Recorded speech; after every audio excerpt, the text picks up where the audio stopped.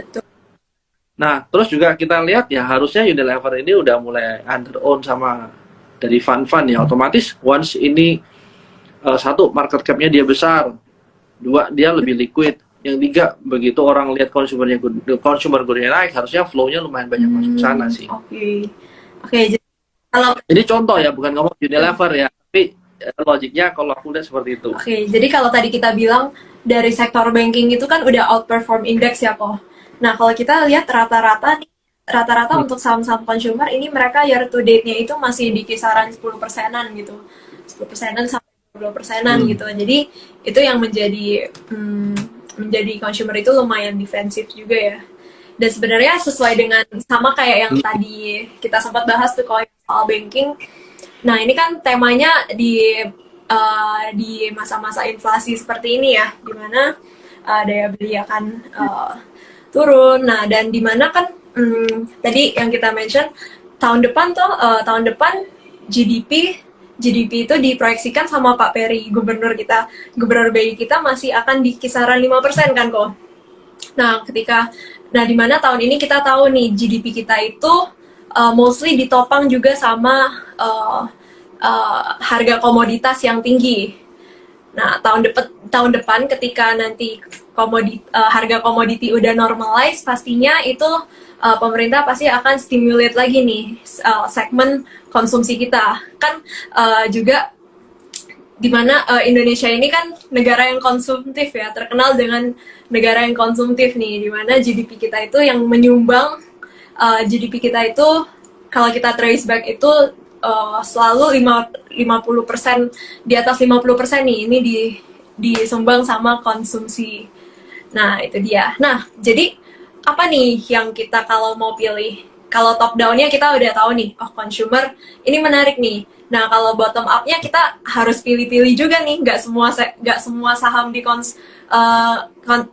consumer goods itu menarik ya kok ya. Kriterianya apa aja nih kira-kira? Yang pertama mungkin ya. Ya nomor satu pasti penting lah. Kalau aku tetap kalau lihat ya, kita lihat dari tahun lalu berapa banyak sih kita mau bayar GMV lah, price to sale segala macam. At the end of the day kalau kamu nggak punya earning ya kamu mati kan.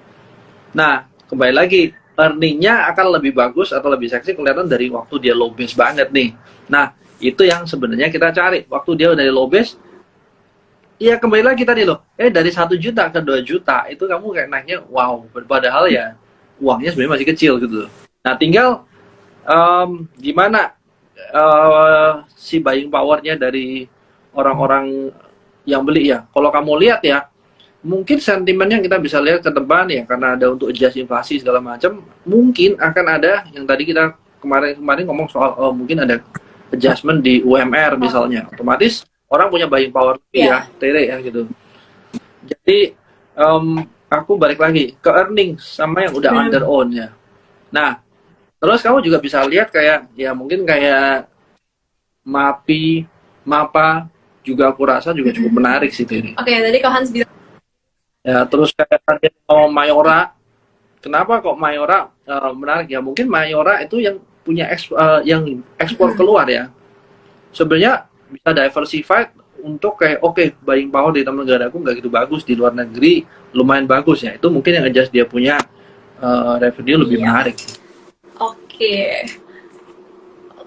Kok sorry aku cut bentar nih. Ada Glenn nih yang baru komen. Inflasi US di bawah ya. Tadi kita udah mention ya, ini good news karena inflasinya way di bawah ekspektasi. Telat Koko Glenn. Iya, telat nih Koko Glenn. Tadi Terry udah ngomong dong, makanya kurang maju liatnya atau kurang ini. Iya, ini futures-nya Ya, langsung naik 1,89% nih. Terus kita lihat USD index juga. Wow, oke. Ini Ya. Nah, sebenarnya gini, Terry. Kalau kamu lihat kan kita udah tahu yang naik apa. Selalu ya konsep leading sama lagged ini selalu yang menjadi kalau buat aku acuannya. Kenapa? Kalau kamu lihat udah jalan ya, sebenarnya cycle berikutnya apa gitu loh. Ya paling gampang kalau kita bilang banks udah naik, banks besar 1, 2, 3 udah naik, berarti ya cari yang lagged apa. Begitu yang lagged selesai, terus cycle berikutnya apa? Mungkin ya. Oke, waktu finance-nya udah mulai naik, mungkin bank udah mulai naik, mungkin misalnya nih yang punya pendanaan lebih besar, lebih bagus akan dapat flow duluan ya. Contoh kayak Bevin itu ya. Nah, kembali lagi kamu lihat nih, earnings-nya gimana? Ya Bevin salah satunya yang menurut aku paling menarik ya. Untung di sini nggak ada jogging. Nah, ini tadi bagus banget sih, good point banget sih yang Ko Hans point out. Tadi kita juga harus lihat secara ini udah kayak back to fundamental ya Ko ya. Dimana di era suku bunga naik, inflasi tinggi, itu kan sekarang cost of fund makin mahal nih. Jadi kalau sebagai usaha, kalau misalnya teman-teman ini sebagai yang pemilik usaha nih, yang punya company, pastinya mau ekspansi pasti susah dong ya. Karena pinjaman lebih mahal. Nah, pastinya perusahaan-perusahaan yang diuntungkan itu pasti yang punya cash flow yang bagus, terus dari balance sheet yang solid lah ya kok. Jadi ibaratnya ketika nanti ada demand, ada permintaan naik, mereka itu perusahaan-perusahaan yang punya balance sheet yang solid ini, itu mereka yang akan lebih fleksibel nih dalam mau yang lebih dapat flow dulu, lebih gampang, ya perusahaan yang lebih solid pasti sih. Dan juga, nah itu mungkin jadi kriteria pertama. Kita harus lihat kesehatan keuangannya ya, kesehatan keuangan perusahaan. Mungkin perusahaan yang high leverage biasa, yang utangnya gede, utangnya banyak, apalagi yang bunganya itu ngikutin suku bunga itu ya. Nah itu pasti akan lebih berat nih untuk mereka jalanin bisnis di tahun depan. Terus juga yang kedua itu yang sticky ya, kok ya. Barang-barang, kira-kira apa nih? Barang-barang yang mau kita ada duit, nggak ada duit, resesi atau lagi economic growth, kita akan selalu pakai nih. Ya pulsa lah, apalagi kalau kamu lagi resesi juga benar-benar itu juga kok gitu. Menarik. Benar, sekarang lebih ada itu kan second commodity yang orang-orang secara sadar sih. Ya Tere ya, itu kan orang-orang nggak sadar itu komoditi yang mereka pakai ya gitu. Jadi kayak contoh ya, aku ngelihat kayak komoditinya US dollar apa? Komoditi US ya, ada yang ngomong oil segala macam ya, menurutku komoditi US dollar ya, komoditinya US ya US dollar ya sendiri ya gitu. Ya mungkin cara aku lihat kayak gitu, Tere.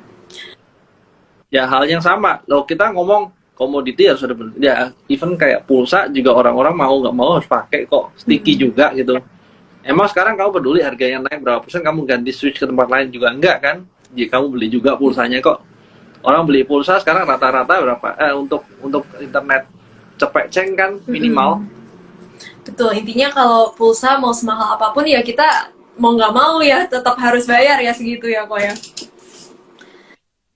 Iya, apalagi yang market share-nya paling besar, ya secara paling besar mungkin dia nggak lebih gampang, nggak gesit lah ya.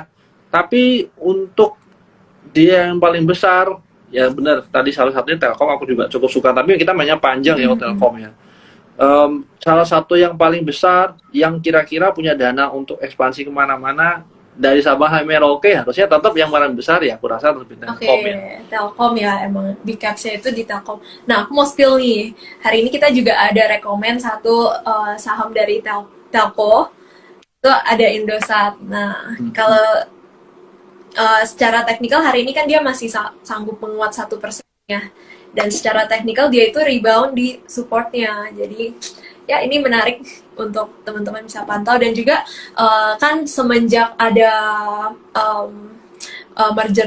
merger dari Indosat, Hutchison. Nah, ini konsolidasi sektor ya. Ini kan jadinya price war itu berkurang, yang tadi Kalans bilang, mau mahal pun kita juga tetap mau nggak mau ya harus konsumsi data. Nah, ini juga menarik nih untuk ISAT ke depannya. Dan terus juga kamu lihat nih depannya. Penasaran nih, ada nggak nih yang ikutin Piala Dunia? Berapa hari lagi nih? Udah lagi countdown belum? Nah, itu juga sebenarnya story yang menarik ya, Ko ya. Untuk ISAT hari ini ada news di mana dia ini kan udah kolaborasi. Dia ada kolaborasi nih sama video yang dari punya SCMA.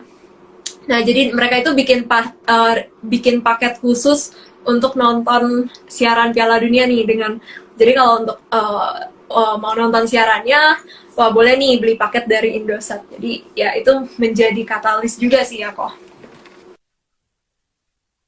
Iya, iya, iya. Kan heboh loh itu kalau aku lihat sampai kalau kamu nggak punya license, kamu nggak boleh buat kayak acara trading untuk ini ya, nonton bareng gitu. Ya, Hmm, iya, interesting. Bisnisnya lebih tertata sekarang ya. iya, Itu. Nah, Tere, jadi sebenarnya ngomong dari tadi itu emang barang-barangnya cuma bisa ke consumer ya. Nggak juga kan. Nah, sebenarnya di momentum-momentum sekarang ini ya, kembali lagi ya. View kita mungkin beda ya. Tere mungkin lihatnya kayak 6 bulan ke depan. Aku cuma mungkin lihat sampai Desember, otomatis pemilihan sahamnya mungkin beda. Nah, sebenarnya beberapa saham yang aku lihat mungkin kayak menarik ya. Energi contohnya ya. Aku masih lihat fundamentalnya juga tidak iya. jelek ya. Mungkin kalau bicara dari energi, barang-barangnya si Bakri yang udah bagus atau udah rapi ya energinya. Nah ini mungkin aku masuk dalam aku punya watchlist ya. Karena kemarin sempat ya waktu aku jual, aku pikir, yeay, setelah jual turun, wah orang paling jago nih. Terus Iya. besoknya naik. Jadi aku miss barangnya. Nah ini aku masih mau masuk lagi gitu ya. Terus juga I think model kayak Kid gitu ya mungkin lebih kecil tapi um, fundamentally juga ada prospek kedepannya cukup bagus nih kalau aku lihat Oke. ya. Terus juga apa ya, Medco ya.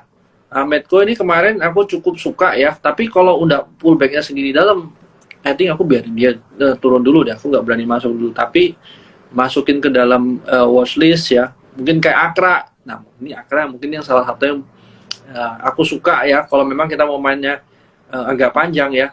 Memang kelihatannya dia lemot ya, tapi begitu jalan ya, Mm-mm.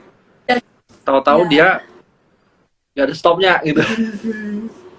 Oke, nah tadi kau Hans mention banyak banget nih ya saham-saham yang gerak di oil and gas juga nih. Nah, kalau aku sendiri aku juga aku lagi watchlist ini saham Elsa nih. Aku sebenarnya suka Medco sih kok dari story-nya. Medco ini kan yang punya yang punya subsidi yang punya Lampu. Amat Minerals ini ada copper, ada tembaga, ada emas, mereka juga ada solar power. Jadi emang dari diversifikasi bisnisnya menarik nih. Tapi yang aku lihat menarik ini dari teknikalnya ada Elsa nih kok. Kalau menurut Kohans gimana nih kok kalau Elsa? Udah menarik. Eh, Oke, kalau aku lihat Elsa tuh gini, sebenarnya kembali lagi ya, kalau untuk trading itu paling enak itu kalau udah kita lihat atas sama bawahnya kelihatan nih. Nah, kalau kamu lihat Elsa ya, kamu gambarin kayak paralel line ya atau channel gitu ya. Sebenarnya kita bisa assume ya, kalaupun dia naiknya sampai mana, seenggak-enggak bisa jadi guideline kita. Even dia bisa aja Ya. break ya. Nah, yang aku nggak begitu suka adalah ini 16% sih, Tere, ya, dari Elsa Correction. gitu ya. Mungkin, ya sorry, bukan correction ya. Kalau kita mau masuk harga ke 330, ya, risk and rewardnya 1 banding 1,5 lah. Oke.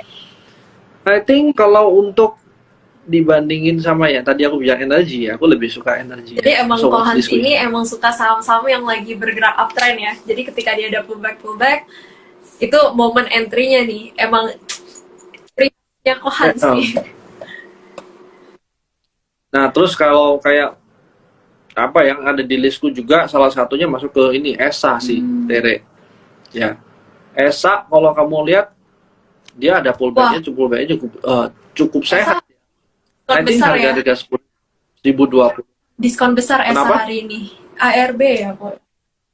Ya nggak diskon besar juga karena kenaikannya nggak kencang juga. Yang paling bahaya tuh kalau diskon besar setelah dia naik tinggi ya itu Itu dikasih diskon besar dalam malah bisa-bisa nggak ya. jadi naik kan. Nah ini mungkin kalau kita masih rapi pullbacknya dia nggak begitu naik banyak, sebenarnya risknya jadi lebih gampang ketaker gitu.